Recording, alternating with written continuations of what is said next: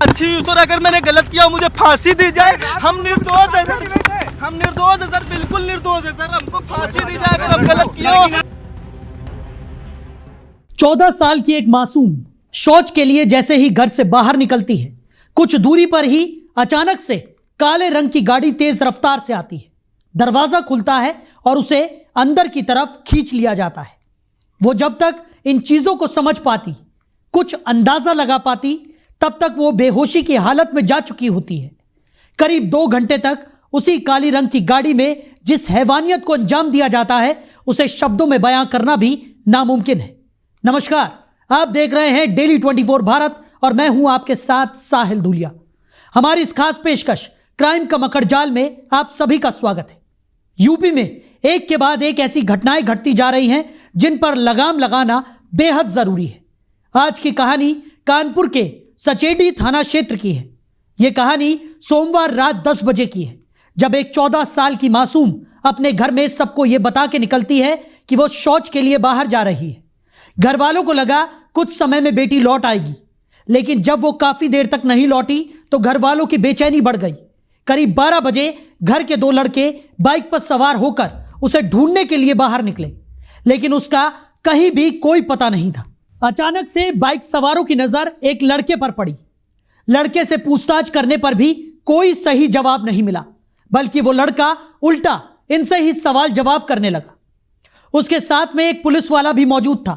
उसकी वर्दी पर डबल स्टार थे। अब एफआईआर पर आते हैं।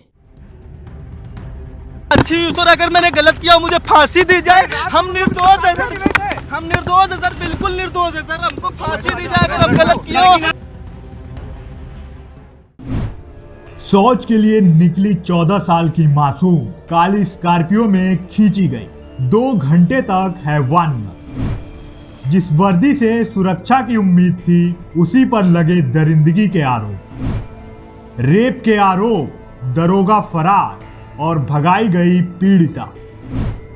कानपुर में कानून का रक्षक बना भक्षक। मासूम की चीखें और सिस्टम की खामोशी।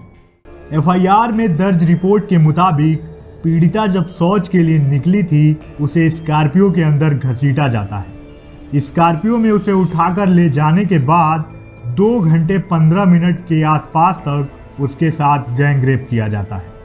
वो लगातार इस दौरान शोर मचाती रही, चीखती रही, चिल्लाती रही, बार बार बेहोशी की हालात में जाती थी, लेकिन कोई सुनने वाला नहीं था। इसके पीछे की सबसे बड़ी वजह काले रंग की स्कॉर्पियो और उसका शीशा अंदर से बंद किया जा चुका था।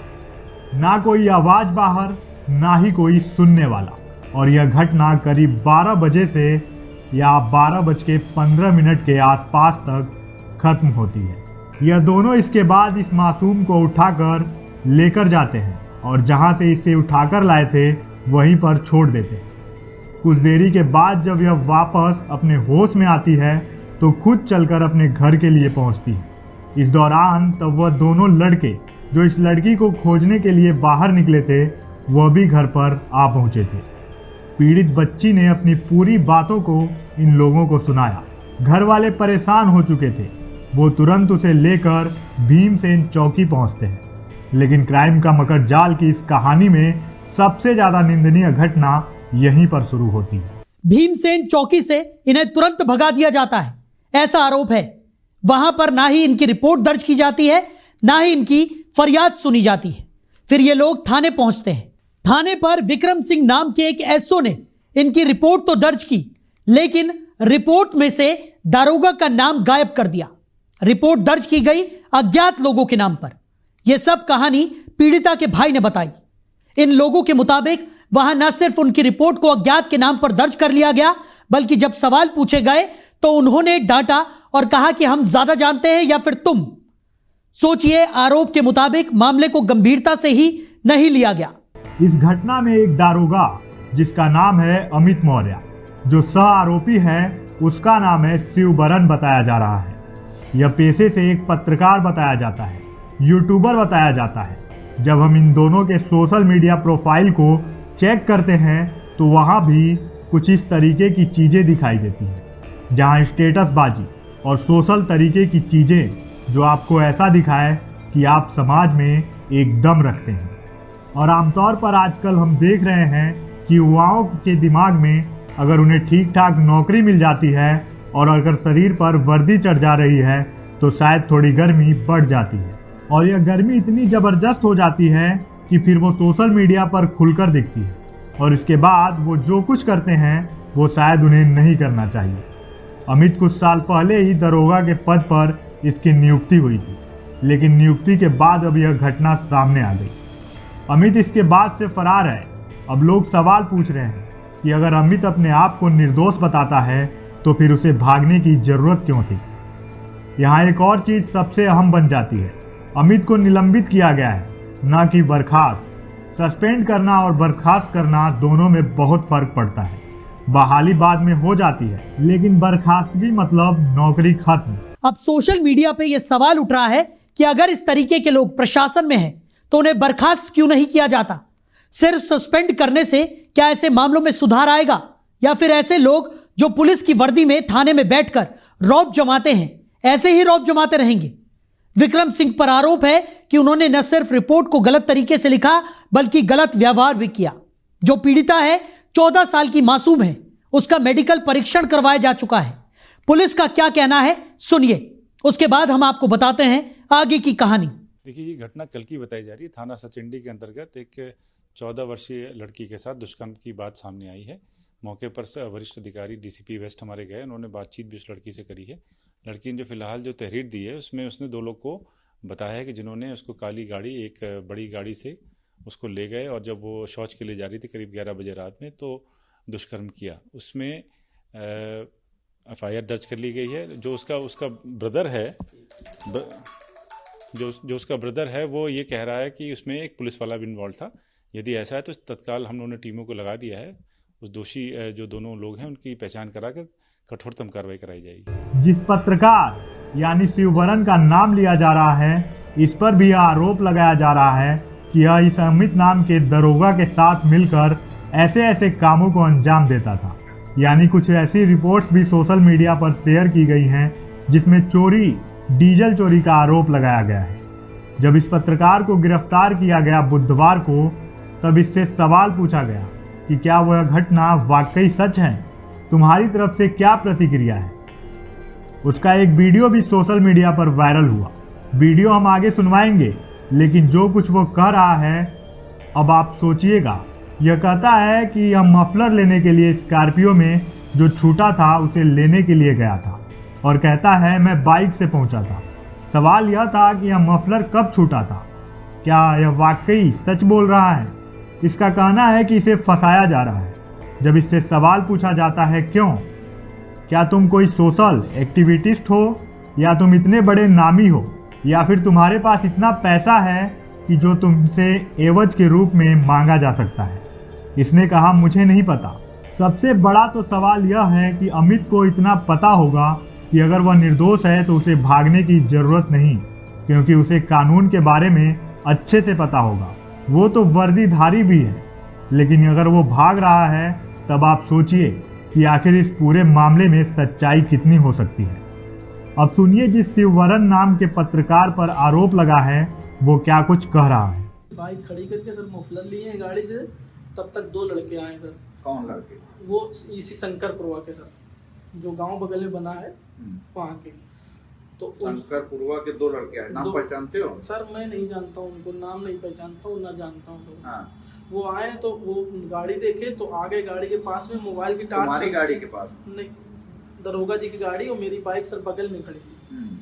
मैं बाइक से था सर। तो आकर के पूछे कि यहाँ क्या कर रहे हो, तो दरोगा जी बोले तुम यहाँ क्या कर रहे हो, कहाँ घूम रहे हो तुम लोग? हाँ। यहाँ पर बस इतना उन्होंने कहा है। उसके बाद में वो बोला कि मैं अपनी बहन को ढूंढ रहा हूँ। हाँ। वो 2 लड़के बोले फोन से, टार्च लेकर कि बहन को ढूंढ रहा हूँ। उसके बाद सर हम अपने घर चले गए, वो अपना चले गए सर। उसके बाद में सर सुबह हमारे खेत वहीं बगल में है, तो मेरे चाचा लोग पानी वानी लगा रखे थे।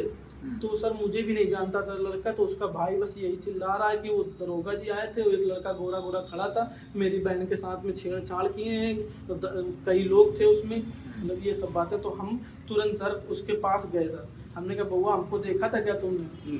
तो कह रहा नहीं हमारी बहन बता रही है, तुमको बहन को बुलाओ। तो फिर चौकी गई, तो सर मैं तुरंत चौकी गया सर। तुरंत पीछे सर चौकी गया। हमने कहा आपने देखा है? तो उस लड़के ने तुम्हारा ये कहना है कि तुमको फंसाया गया है? जी सर। क्यों फंसाया गया है? सर मैं इसको कुछ भी नहीं जान पा रहा हूँ कि क्यों फंसाया गया। इसके पहले से भी 2 महीने पहले सर लगातार फर्जी तरीके से जा करके नोटरी तुम्हारे चाचा वगैरह कोई प्रधान है? नहीं सर, कुछ भी नहीं। प्रधान सब किसानी। लल्लू कौन है? लल्लू सर, लल्लू बहुत सीधे साधे सर, खेती किसानी। पूछी नहीं सीधा बदमाश है सर, किसानी करते हैं केवल। चाचा प्रधान? चाचा कुछ भी नहीं सर, चाचा है हमारे। पूरा नाम क्या है उसका?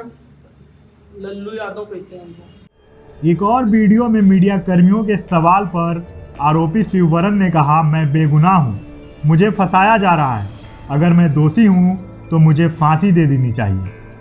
मैं उस लड़की को नहीं जानता, पुलिसकर्मी मेरे साथ था, लेकिन उसने कोई अपराध नहीं किया। सुनिए। दीपक यादव पत्रकार है और अमित राजपूत पत्रकार गांव के ही है मेरे। सर कोई घटना मेरे साथ तक कोई घटना नहीं की है, इसके साक्षी और अगर मैंने गलत किया मुझे फांसी दी जाए। हम निर्दोष है सर, हम निर्दोष है सर, बिल्कुल निर्दोष है सर। हमको फांसी दी जाए अगर हम गलत किया हो। हमारा सर, मैं उसको जानता तक नहीं हूँ, लड़की को कभी देखा भी नहीं हूँ। मेरा यही अनुरोध है सीपी साहब से और मुख्यमंत्री साहब से, सबसे और मीडिया बंधुओं से कि मुझे फंसाया जा रहा है, मुझे बचाया जाए, सिर्फ बचाया जाए मुझे। सर दरोगा जी मेरे साथ थे, लेकिन उन्होंने कोई ऐसी घटना नहीं की है सर। जी सर थे साथ में, लेकिन निर्दोष है सर। इन पूरे आरोपों और सफाई के बाद अब यह सवाल उठता है कि क्या उत्तर प्रदेश में वास्तव में कानून की धज्जियां उड़ाई जा रही हैं? क्या वाकई में हमारी पुलिस रक्षा करने में विफल हो रही है?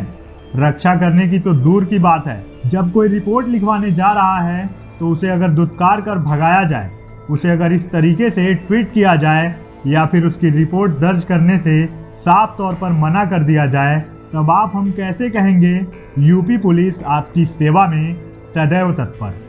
तत्परता क्या वाकई यही है या फिर तत्परता वास्तव में न्याय दिलाने की है? अब एक पत्रकार का नाम आया है तो ग्रामीण इलाके या फिर शहरी इलाके या फिर ऐसे इलाके जहां पर एक यूट्यूबर पत्रकार के तौर पर जब घूमने लगते हैं तो अक्सर करके उन पर आरोप लगता है कि वे कुछ पैसों के लिए ऐसी चीज़ें भी करते हैं। ऐसी चीज़ों का मेरा मतलब है कि वह किसी डीएम ऑफिस के बाहर बैठे हैं, कोई आता है गुहार लगाने के लिए तो वह वहाँ कुछ पैसे लेकर मिलवा देते हैं। यह हमने बहुत सारे लोगों से सुना है।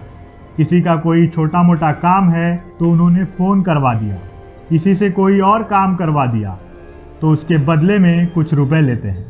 अब आप सोचिए, अमित की तैनाती कुछ समय पहले ही हुई थी और अमित के पास एक स्कॉर्पियो है जो विवादित है और आरोप है कि इस पूरे मामले को इसी स्कॉर्पियो से अंजाम दिया गया। न सिर्फ अमित के पास बल्कि शिववरण नाम के एक पत्रकार के पास भी उसी काले रंग की स्कॉर्पियो है और दोनों के पास करीब करीब टॉप मॉडल की स्कॉर्पियो है।